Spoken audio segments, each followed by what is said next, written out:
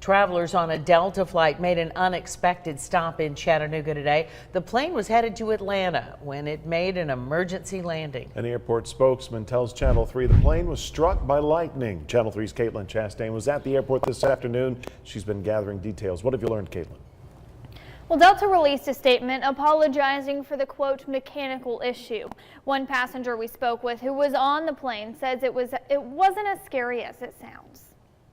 The pilot was super good with everything. Everyone was calm. Wasn't any panic attacks. Russell Baumgard left Milwaukee, Wisconsin for a vacation in New Orleans.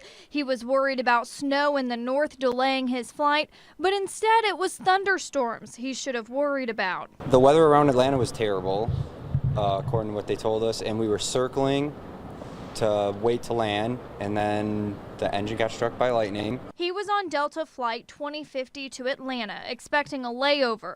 The Federal Aviation Administration says around 3:30, the pilot reported a possible lightning strike and declared an emergency. The plane made an emergency landing around 30 minutes later at the Chattanooga airport. I was on the wing seat, the exit row, and so I just saw this flash as I'm like sitting there watching my movie, and I see this flash, and then I kind of like felt the engine go out and idle a little bit. 164 passengers were on the plane, which landed safely for inspection.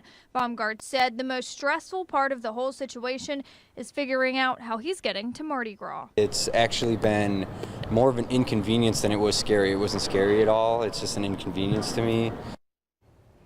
A spokesperson for the Federal Aviation Administration says the FAA will investigate the problem. At last check, Delta planned on getting a bus to drive passengers to Atlanta. Live in the studio, Caitlin Chastain, Channel 3 Eyewitness News. Caitlin, thank you.